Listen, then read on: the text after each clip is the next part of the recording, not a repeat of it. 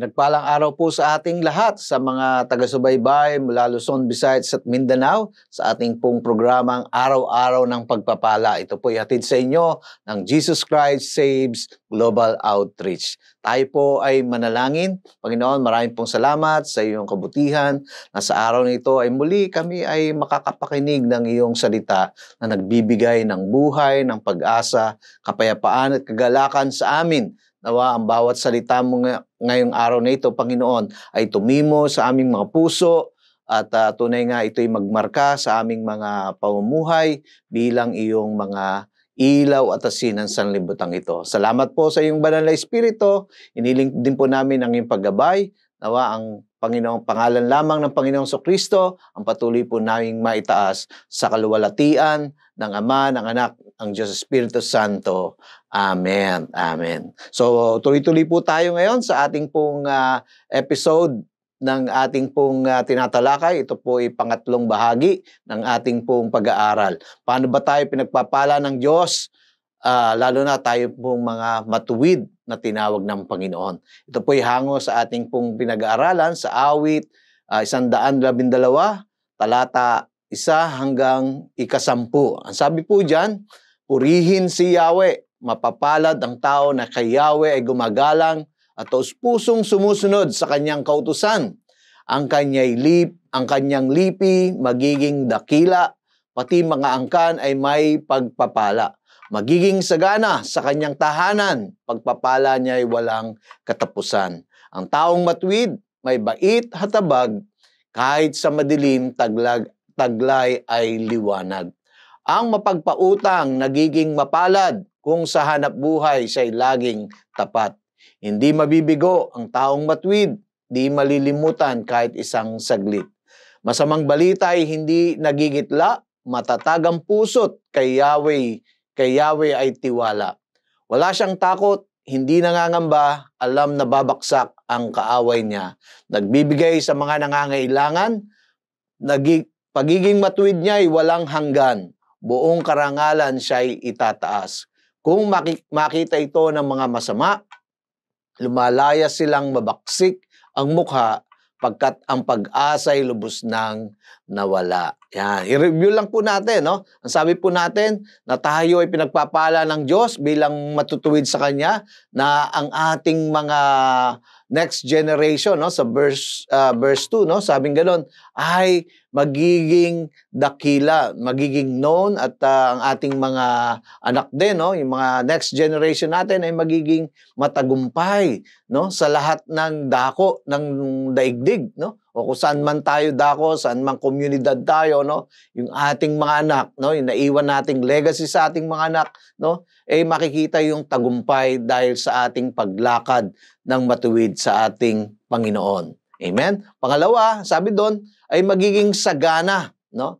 Yung pagiging sagana po diyan ay hindi lamang po yung outward o yung mga bagay na nakikita natin na tayo ay pinagpapala ng Diyos, pinasasagana ng Panginoon, kundi sa ating kaibuturan ng puso natin, inwardly, no?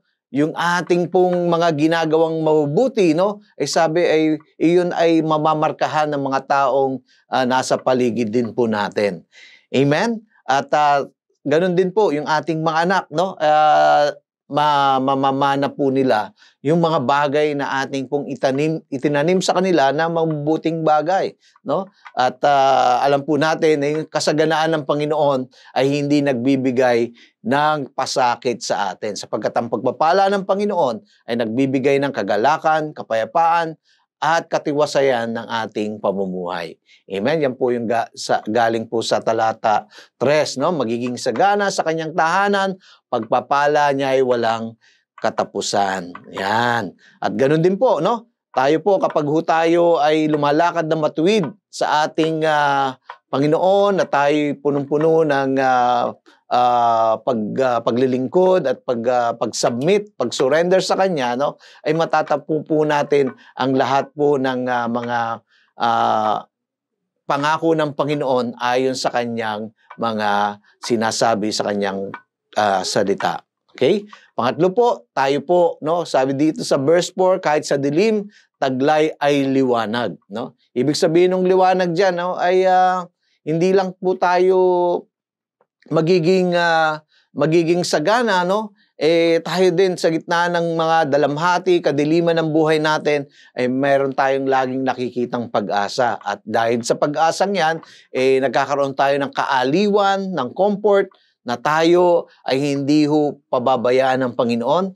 Ang pangako po ng Panginoon po sa atin ay the Lord will never leave us nor forsake us or abandon us. Hindi po tayo pababayaan ng Panginoon, hindi tayo iiwan ng Diyos, no, sa anumang mga ating pong tinatahak sa buhay na ito.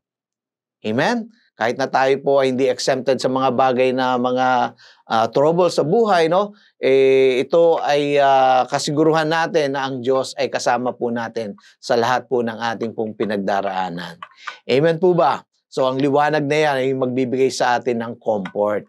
Yan. So, pang-apat po, so pinagpapala po tayo ng karunungan ng Panginoon, no, na pamahalaan o i-manage ang lahat ng mga issue at concern ng buhay natin, no? At ang ibig sabihin niyan, no, tayo pong umuunlad o pinauunlad ng Panginoon, no, ay binibigyan niya ng karunungan na tayo ay binibigyan ng katalinuhan, karunungan ng Panginoon na nagmumula sa Kanya.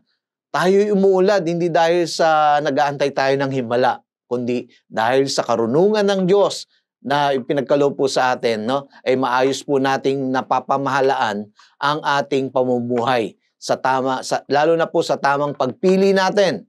Amen po ba? Kasi araw-araw namimili po tayo, nagdidesisyon po tayo. Pero kung tayo po ay merong karunungan, nagmumula sa Diyos, no, tayo makatatanggap ng mabubuting bagay mula sa Diyos.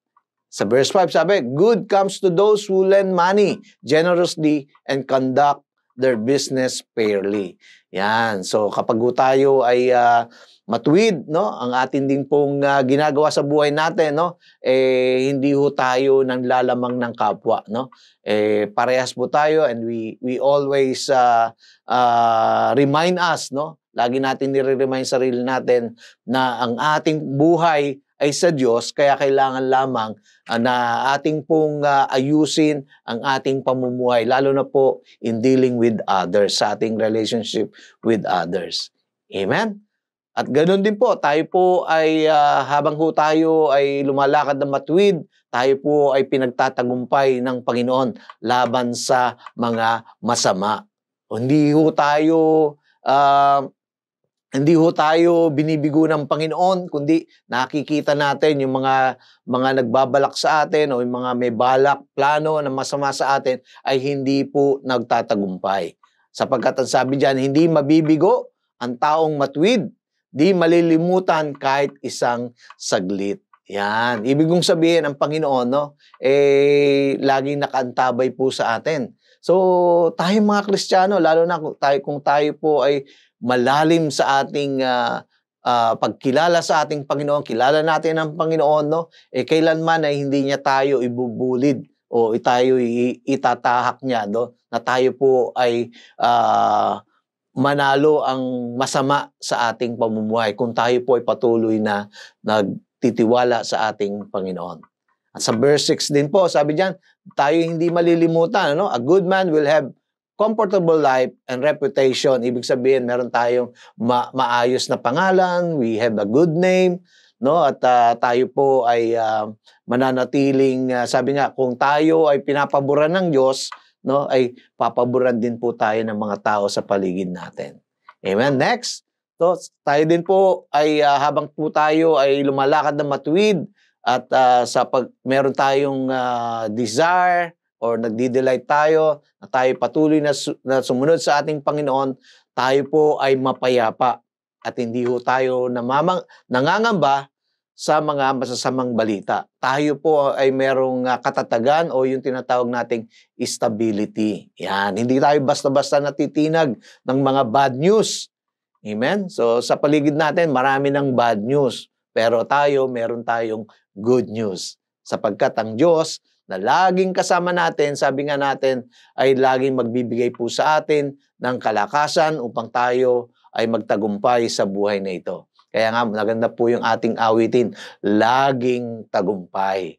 Amen? So, masamang balita man yan, no? Ay hindi tayo magigitla dyan, hindi tayo masusurprise, no? Sapagkat ang puso natin ay nagtitiwala kay Yahweh.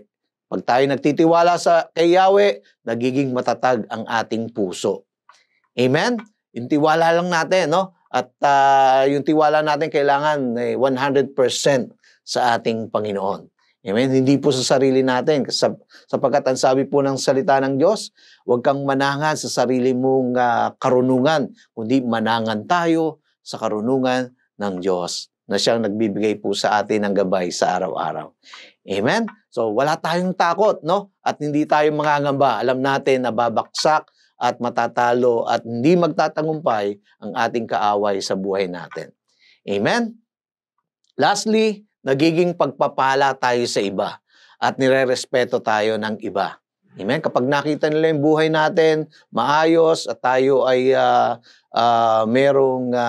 merong pamumuhay na sumusunod sa Panginoon, matuwid na pamumuhay, ay sila ay most probably majority ng mga tao nakapaligid sa atin, no? Magkakaroon po sila ng respeto po sa atin.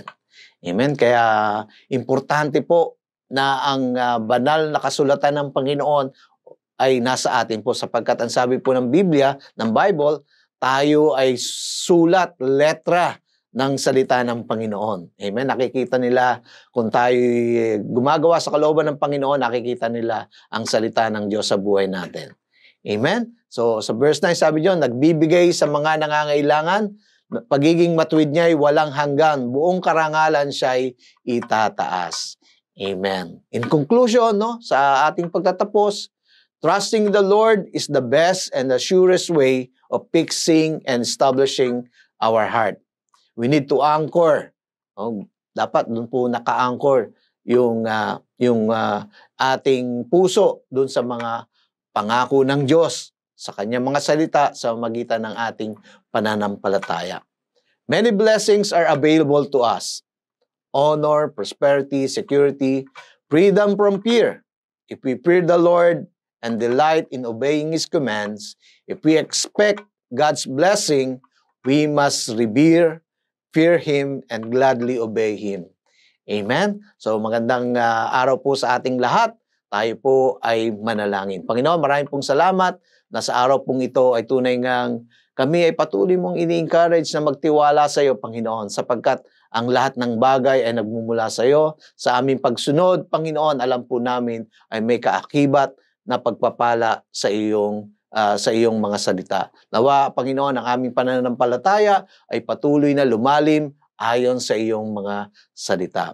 Tunay nga, Panginoon, ang araw-araw na pagbubulay sa iyong salita ay nagbubunga ng araw-araw na pagpapala. Pagpalain po tayong lahat sa pangalan ng Panginoong Kristo. Ito po ang aming dalangin. Amen. Amen. Salamat po. God bless you all.